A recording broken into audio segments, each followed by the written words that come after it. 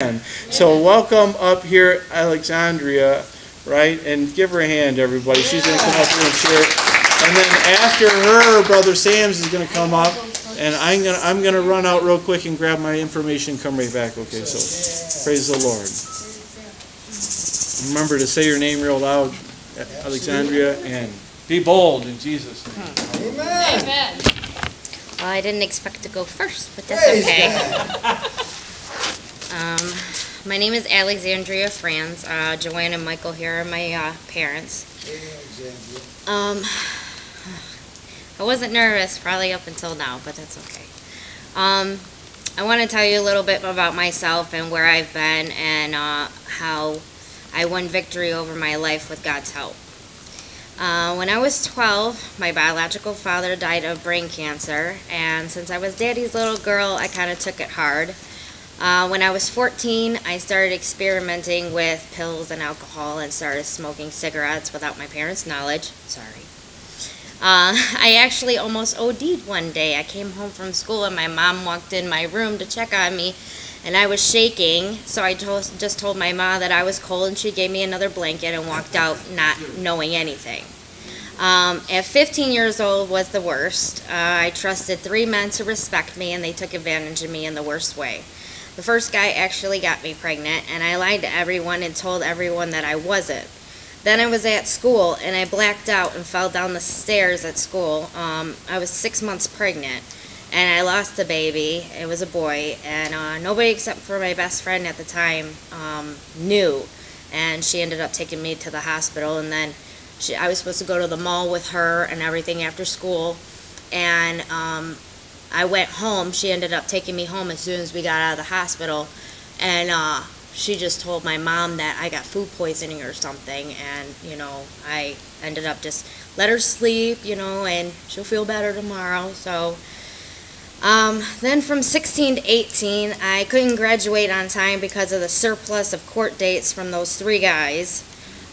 Since 19, I've been in abusive relationships, and a 7-year marriage where it ended by me throwing him in jail for the 3rd and the last time. Because of poor choices and all the domestic violences, I got my 2 oldest daughters removed and placed, thankfully, with my aunt, my mother's youngest sister. Then I found out I was pregnant with my 3rd daughter, and she was also removed when she was 1 month old. And again, thankfully placed with my best friend of 18 years. And after 2.5 years of fighting for my 3rd daughter, and I divorced finally my ex-husband, with my mother and my husband and God by my side, even though the courts kept telling me, even up to my final court date, that I wasn't going to get my daughter back. And then I said, something miraculous happened. I said, December 6, 2010, 1 month early, I got my daughter Juliana back. Even though my now husband wasn't Julie's father, he stepped up and kept a roof over our heads and proved to the courts that we were able to support her financially and raise her properly. Now, I am a mother of 6, 4 natural and 2 stepchildren. My older 2 daughters are still with my aunt, and I pray one day that I'll be able to be involved in their lives. Juliana is now 3.5 and ever so much the typical 3-year-old. Very happy and well-adjusted and a little bit snotty, but that's okay. I can handle it. On February 4th, 2011, just 1 week after Juliana's case was closed, I miraculously, by the grace of God, delivered by emergency C-section a healthy, happy baby boy. And I am currently married to a good man whom we will be celebrating our 1-year wedding anniversary this year on April 8th, the day after our 3-year dating anniversary, the day we met. I don't know what you call it, but I said dating anniversary. God came into my life about 7 years ago. I prayed the prayer of salvation. Even though I'd been born again for years, I didn't understand all the power that had belonged to me. I thought God forgot about me because why would he let all these bad things happen to me? But again, I didn't understand about free will. We make decisions and we try to do things on our own, but we forget. When we don't ask for help from God and we make poor choices, we tie God's hands and he can't help us. And also, if you have unforgiveness in your heart, God can't help you either. I knew at 15 to 18 years of age, when I was in court for those 3 guys, something was giving me the strength to fight and persevere, speak up, and to serve justice. Even though I was afraid and wanted to give up, that was God giving me the strength and the wisdom and telling me to keep moving that was God giving me the strength and wisdom, and my mom telling me to keep moving forward, and you can do this. Even when we were fighting for Julie, my mom and I were praying and confessing favor over the court system. At my darkest hours, I saw the light at the end of the tunnel and persevered.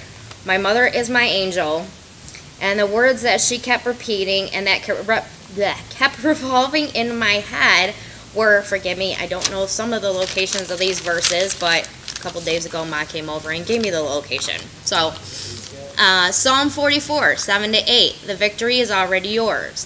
2 Chronicles 20:15, God's already won this battle. 1 John 4:4, greater is he that's in me than he that's in the world. Proverbs 21:1, God turns the hearts of kings in our favor. Psalm 5:12, favor surrounds me like a shield. Isaiah 54:17, no weapon formed against me shall prosper, and every tongue that rises against me shall be condemned. Nehemiah 8:10, the joy of the Lord is my strength. John 16:33, well, I put it in my words, that which doesn't kill you makes you stronger. 1 Corinthians 10:13, God only gives you as much as you can handle. John 14:6, I am the light, the truth, and the way. No one comes to the Father except through me. Amen. Psalm 91 was the most powerful, and I still have it bookmarked to this day. And I didn't just bookmark it when I got here either. I'll show you. It's still bookmarked. And that would be the prayer of protection, which I had to pray that a lot, especially when I was going through my divorce and afraid of my ex-husband. He who dwells in the secret place of the Most High shall abide under the shadow of the Almighty. I will say of the Lord, he is my refuge and my fortress. My God, in him I will trust. Surely he shall deliver you from the snare of the fowler and from the perilous pestilence. He shall cover you with his feathers, and under his wings you shall take refuge. His truth shall be your shield and buckler. You shall not be afraid of the terror by night, nor of the arrow that flies by day, nor of the pestilence that walks in darkness, nor of the destruction that lays waste at noonday. 1,000 may fall at your side, and 10,000 at your right hand, but it shall not come near you. Only with your eyes shall you look and see the reward of the wicked, because you have made the Lord, who is my refuge, even the Most High, your dwelling place. No evil shall befall you, nor shall any plague come near your dwelling. For he shall give his angels charge over you, to keep you in all your ways. In their hands they shall bear you up, lest you dash your foot against a stone. You shall tread upon the lion and cobra, the young lion and the serpent you shall trample underfoot. Because he has set his love upon me, therefore I will deliver him. I will set him on high, because he has known my name. He shall call upon me, and I will answer him. I will be with him in trouble. I will deliver him and honor him. With long life I will satisfy him and show him my salvation. Also, Psalm 103, verse 2-4. Bless the Lord, all my soul, and forget not all his benefits, who forgives all your iniquities, who heals all your diseases, who redeems your life from destruction, who crowns you with loving kindness and tender mercies. One last thing. People look at me and used to think that I should be in a depressed state and not want to live anymore. Yeah, I've heard lots of things. Because of everything I've been faced with. But through all this, and knowing God's purpose and eternal love for me, I feel empowered. I feel salvation. I feel blessed that I have survived and been able to go through this. And I have a purpose to share my testimony and let it touch and inspire someone, and to keep moving forward.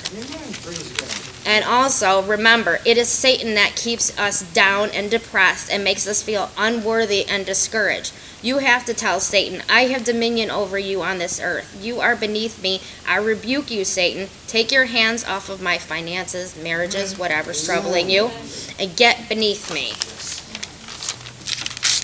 Thank you. Praise God. Thank you.